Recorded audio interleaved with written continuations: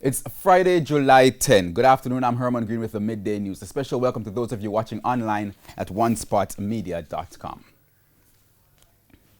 Testing at the airports for COVID-19 will no longer be a routine for persons arriving in Jamaica. The policy change was announced by the Chief Medical Officer at the COVID-19 press briefing yesterday. Dashan Hendricks has the details. Chief Medical Officer Dr. Jacqueline Mackenzie announcing a new policy when it comes to testing persons arriving in the island. We are moving away from testing persons at the airport when they come in. The CMO says that the policy change is being driven by two factors: not enough human resources to test everyone coming in each day, as well as challenges being faced to secure testing supplies as COVID-19 cases grow across the world. Now that we have reached this point in the epidemic in Jamaica, it becomes even more important for us to be able to test persons that have symptoms within country, and not so much to focus on persons that are without symptoms that are coming in at our airports. She said in the early stages of testing everyone arriving through the airports, very few of the positive cases showed symptoms of having COVID-19. Plus, the small number of arrivals made it easier to test everyone. At the present time, we have results that are backing up 2 weeks, probably a little bit more than 2 weeks, and if we continue to test at the rate that we're testing, then that backlog will increase. The minister himself, weighing in on the matter, said he's heard appeals for private labs to be used to help clear the backlog. Private labs, as it relates to COVID, do not have the equipment, do not have the accreditation, and do not have the training to either collect the samples or to test. And so it is not that we want to do everything in the public space at the university or at the National Public Health Lab. It is because we are the only ones that are accredited to do it. But with the policy change, this appealed to those who arrived recently and those who will be arriving in Jamaica going forward. Remain at home for the 14 days quarantine period. And if they do develop symptoms, that they get in touch with the health department as quickly as possible. But Mrs. Bisesa Mackenzie says that the policy change will not be done drastically. Some form of testing will continue, at least in the near future. Some of the flights, in order for us to get an idea if there are positive cases that continue to come into the island. Dashan Hendricks, TVJ News. Meanwhile, COVID-19 stigmatization has reached troubling proportions, with one community being blacklisted by employers. That revelation was made at the St. James Municipal Corporation meeting on Thursday. Janella Precious tells us more. Acting Medical Officer of Health for St. James, Dr. Francine Phillips Kelly, describes as unfortunate acts of stigma against residents of Norwood. She told the Municipal Corporation meeting Thursday that the entire community is being shunned by citizens from other areas in the parish. Here's why. It was not a situation where all members of the community or many members of the community had been infected. It just so happened that there was a family, one single family, and several members of that one family had been affected. The meeting was told that some employers are not hiring people from the area, and where there are staff who are from the community, there have been instances in which they've been sent home. Some taxi operators are also reportedly refusing to carry passengers from Norwood.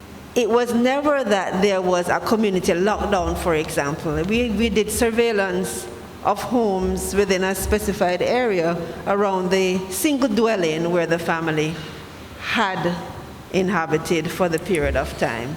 And I'm very happy to say that we did not, I repeat, did not have community spread at all. Thank you. So we were able to contain it. All of the members have since gotten, well, most of the family. There are about only 2-3 other persons who have not gone through to the recovery period of their illness. So all other members, the first set of persons that we had tested, they have recovered and they are fine. The meeting was also told that Health Minister Dr. Christopher Tufton and a team from the ministry are expected to visit the community on Friday. Meanwhile, a suggestion for the Health Ministry to increase its public education campaign on the coronavirus. There should be some way of heightening your PR department to send out these messages, whether you do a town crier, whether you go social media, whether you go print media. Right? But this is something that it is creating a problem out there. Janella Precious, TVJ News. Meanwhile, the St. James Public Health Department says a major recruitment exercise is now underway for community health aides. They will be responsible for areas in public health other than coronavirus. Never in the history of Jamaica has this large numbers of community workers been engaged. The parish of St. James will be recruiting 107 of such workers. These workers will be bolstering our primary health care services as well as our environmental health services. You will see persons being placed in various communities that were not usually reached by the rest of the teams, talking about the elderly, children, and other disproportionate members of communities. And still from the St. James Municipal Corporation meeting, Montego Bay Mayor blasted PNP councillors for not defending the integrity of the corporation following statements made by PNP President Dr. Peter Phillips at a meeting in the parish last Sunday. Dr. Phillips suggested JLP-led councillors were systematically weak and corrupt. Here's how it all played out at yesterday's meeting. Councillor for the Montego Bay North Division, Charles Sinclair, would have the first go. He read from a statement from the People's National Party about the St. James Municipal Corporation, particularly the decision to sack 2 PNP councillors who breached local government regulations. We don't believe that there is any basis for their actions. In net effect is to weaken the accountability structures of local government in the St. James Municipal Corporation. Yet they say they believe in transparency and democracy. Mr. Sinclair says he rejects the assertions made by the PNP president. You have the external bodies, the contractor general, and other such external bodies that hold municipal corporations accountable. We have the procurement committee. Right? And the procurement committee we work with. So the accountability, what structure has the St. James Municipal Corporation sought to tear apart, to open up the coffers for theft? And I think that it is disingenuous. Montego Bay Mayor Homer Davis defended the integrity of the corporation and blasted the 2 PNP councillors for not doing the same at Sunday's meeting. Councillor Kerry Thomas offered this suggestion. I think his comments were general and not specific to any particular council. But at the same time, let us put it against the backdrop of what is happening in the St. Ann Municipal Corporation. No, you cannot. I won't. Councillor Thomas, I won't allow you to include anywhere. We are in St. James. Let us deal with St. James. You have been here for 4 years. You have been a part of the team. Mr. Chairman. If anything, they sometimes cuss me, say me embrace you and troop too much. The minority leader, Michael Troop, would also have a say. If Councillor Sinclair have a problem with what the leader of the opposition is saying, take him to court. O'Shane Masters, TVJ News. And Portland is reporting a downward trend in the number of COVID-19 cases in that parish. That's according to Medical Officer for Health for Portland, Dr. Sharon Lewis. She says tests for COVID-19 are targeted at persons displaying respiratory symptoms. Dr. Lewis is appealing to residents to obey the guidelines in place to contain the spread of the virus. Testing is now more targeted at persons with symptoms of respiratory infections and persons who are admitted to hospital and are deemed to be at high risk for COVID-19 infection and or its complications. If we are informed of persons within our parish who are contacts to confirmed cases, testing of those persons would also be prioritized. I wish to use this opportunity to encourage all clients to abide by the instructions to wear masks and to observe physical distancing when at our health facilities. While most persons have been compliant, several persons have been uncooperative. We therefore urge these persons to comply in order to protect their own health and the health of others. In the meantime, the medical officer is reporting a reduction in dengue cases in the parish. 46 suspected dengue fever cases were notified to the Portland Health Department for 2020. And this compares to 232, which were reported for the same period last year. And so we have an 80.2% reduction in the number of cases being reported for the first 6 months of the year. Some 60 temporary workers employed to the Portland Health Department also had their contracts extended for 3 months. The new end date for their contracts is November 2020. And the chairman of the St. Mary Municipal Corporation, Richard Creary, is this afternoon clarifying comments made about him in an Integrity Commission report on Petrojam. The Director of Investigations in the initial report had stated that Mr. Creary was present for the interview of the former general manager of the state-owned oil refinery, Petrojam, Floyd Grindley. That point, Mr. Creary has denied numerous times since the report was released. He says, based on the report, some answers are needed from the commission. So one has to question, was it that a conclusion was formed? And based on the fact that you formed a conclusion, you needed the facts to uphold that conclusion? He says the report has not only damaged his personal reputation, but that of the municipal corporation he chairs as well. As people will then start to wonder, if this person who is so corrupt is heading the corporation, then he must be heading a corrupt corporation. And we now take a break here on the Midday News, but stay with us. More news when we return.